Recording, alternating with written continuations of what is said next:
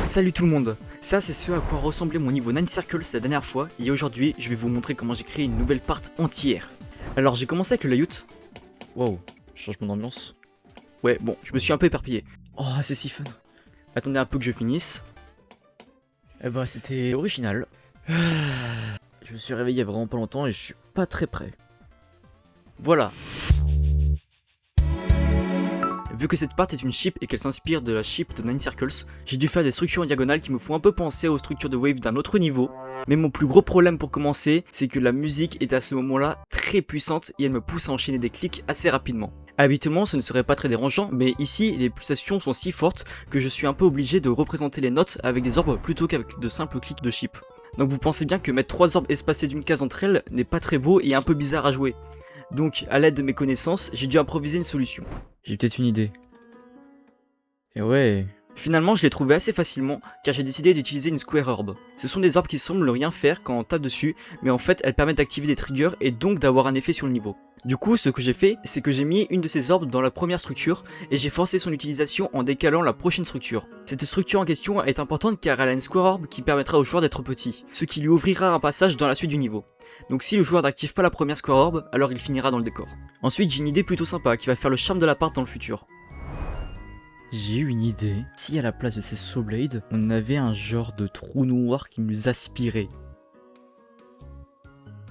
Bon, si vous ne comprenez pas ce que je viens d'utiliser, c'est un force block de forme circulaire. De base, les force blocks poussent le joueur dans la direction qu'il pointe, avec la force indiquée dedans. Mais ici, j'ai cliqué sur l'option Range, qui permet de renvoyer le joueur dans la direction d'où il est venu avec la force qu'on met dedans. Sauf que je ne veux pas que le joueur soit expulsé, mais aspiré. Donc je décide de mettre une force négative, ce qui a pour effet de pousser le joueur vers le centre du bloc. Après ça, j'ai décidé de commencer le tryhard et de faire plein de structures et d'autres trous noirs afin de bien remplir tout l'écran.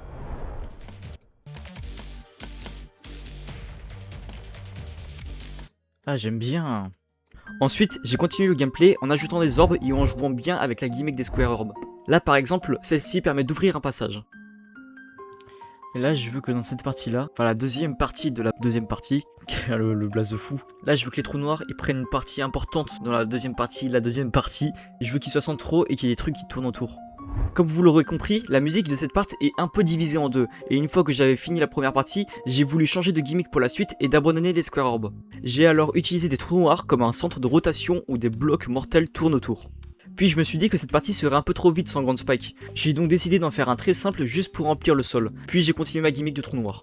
La suite de la part n'était pas très compliquée à faire, j'ai simplement utilisé 3 fois cette gimmick en créant un chemin différent à chaque fois. Et enfin, après 2 heures de travail... je pense que j'ai fini, je vais faire un bot et je vais vous montrer ça.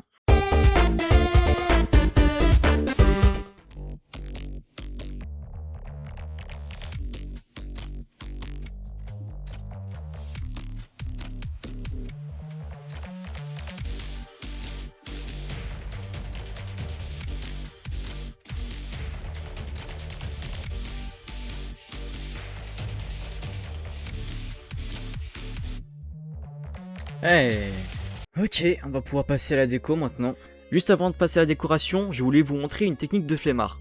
Je trouvais le sol trop présent dans l'appart et je ne voulais pas en refaire un juste pour celle-ci. Donc j'ai décidé de rapidement ajouter un zoom trigger et un caméra offset qui vont centrer la caméra sur le milieu de la hauteur de l'appart et faire disparaître le sol car il sera hors champ à cause du zoom. Perso je trouve que ça fait le taf. Voilà, maintenant passons à la suite. Vous allez voir que les blocs design de cette part vont être incroyables, mais vraiment extraordinaires, du jamais vu. En fait, j'ai pris les designs de la première part et je les ai rotés de 45 degrés. Ouais, ça a l'air simple, mais c'était pas aussi facile que ça. J'ai quand même dû les refaire avec des nouveaux objets plus adaptés à cette rotation, mais j'avoue que ça m'a tout de même pris moins de temps que si j'étais parti de zéro pour faire un nouveau bloc design. J'ai également créé un nouveau bloc que j'allais ajouter par-dessus les blocs design afin de donner de la profondeur. Et j'ai réussi à faire un effet plutôt sympa en faisant roter des objets à l'intérieur. Si je le fais tourner plus vite, ça fait quoi? Ah ouais, moi j'aime bien. Puis j'ai vite fait recréer le bloc design bleu, mais aussi tourner à 45 degrés. On commence à avoir un bon résultat. Alors ouais, c'est juste du copy-paste de la part d'avant, mais en vrai j'aime bien. Et bon, en plus d'ajouter de la cohérence, après je vais rajouter des trucs en plus. Ouais, c'est pas que du copy-paste, ok? Retenez ça. Et après quelques efforts, juste avant ma pause déj, la décoration de la part ressemblait à ça.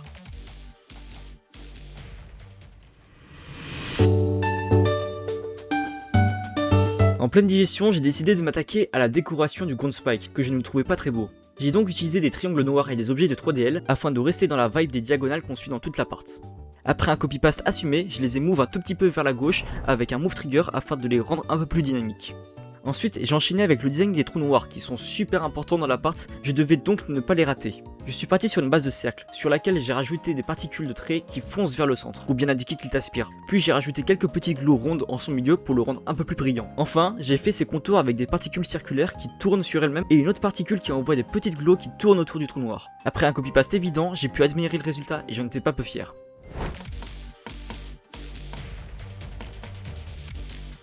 J'aime bien, hein. Ça fonctionne plutôt bien je trouve.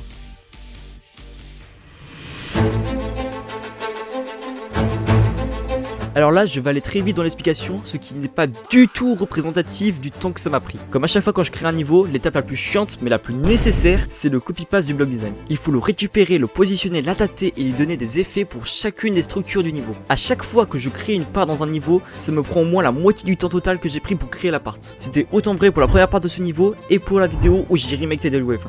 Donc là vous voyez se désagréger environ 3 heures de ma vie passées à faire que des CTRL D et des sélections d'objets. Juste pour cette souffrance que j'ai vécue, je mériterais bien un petit abonnement, non? D'ailleurs, dans ce timelapse, vous pouvez voir que des fois je vais sur mon bureau pour regarder une vidéo, car c'était mon seul lien avec l'humanité durant toute cette tâche pénible et éreintantes. En plus, j'étais tellement épuisé par le copy-paste qu'à la moitié du travail fait, j'ai décidé d'améliorer le Ground Spike. En fait, j'ai pris exactement le même et je l'ai copié-collé afin d'en rajouter un qui sera derrière les blocs design. Et en leur donnant un mouvement qui les emmène un peu vers la droite, ça crée un peu de profondeur et c'est sympa.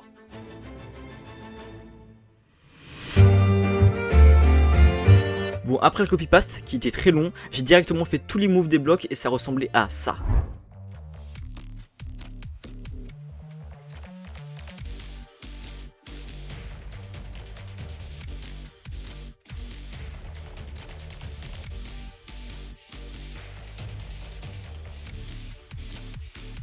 Putain, j'en peux plus, ça fait genre 3-4 heures que je suis sur le copy-paste. Non, 4 heures j'abuse, 3 heures. Mais 3 heures de là, j'en peux plus, je suis mort.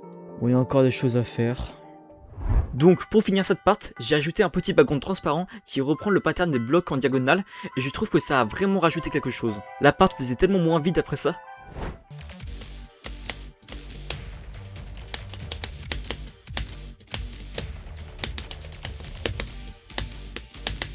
C'est fou comment des choses aussi simples peuvent rendre quelque chose pas terrible en un truc plutôt sympa. Ensuite, j'ai fait les pulses. Ça consiste en la copy-paste des presets de pulses que j'avais déjà fait pour la première part et c'était vraiment pas compliqué à faire.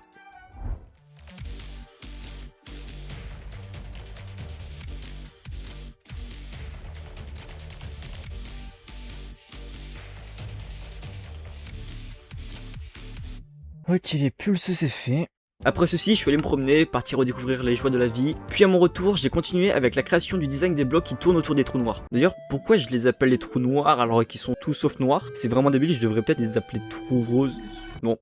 Quoi qu'il en soit, ce design c'était plutôt un tout droit. Ce que je veux dire par là, c'est que je me suis pas trop posé de questions et j'ai fait peu de retours en arrière et finalement c'était pas si mauvais donc j'ai gardé ce design. Puis je me suis concentré sur un effet de glow qui permettait de montrer que les blocs sont attirés par le trou noir.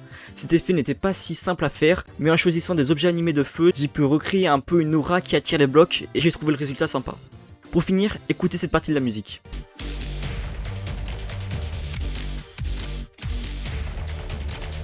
On sent qu'il y a un changement d'ambiance dans ces petites parties et je l'ai retranscrit dans le gameplay avec des changements de vitesse. Mais en ce qui concerne la décoration, j'ai vraiment envie qu'on ressente une oppression sur ces passages. C'est pourquoi j'ai fait quelques ajustements. Déjà durant ces passages, le background devient beaucoup plus sombre, comme si toutes les lumières s'éteignaient. De plus, j'ai ajouté une glow attachée au joueur qui ne s'affiche que lorsqu'on est dans ces passages. Un peu comme si le joueur allumait une lampe de torche pour s'éclairer. Ensuite, il ne manquait plus que 2 triggers pour finir cette part. Des shaders. Premièrement, il y a le Lens Circles qui me permet de rendre l'atmosphère beaucoup plus sombre et de mettre un genre de brouillard noir autour du joueur. Ensuite, j'utilise un Radial Blur pour mettre un effet de flou sur les éléments qui sont éloignés du joueur. J'aime bien ce shader car ça donne un peu l'impression que le décor devient une hallucination et ça rend vraiment ces passages oppressants. Et après ces derniers ajouts, au bout de 7 heures de travail, j'avais enfin la seconde part de mon niveau 9 Circles.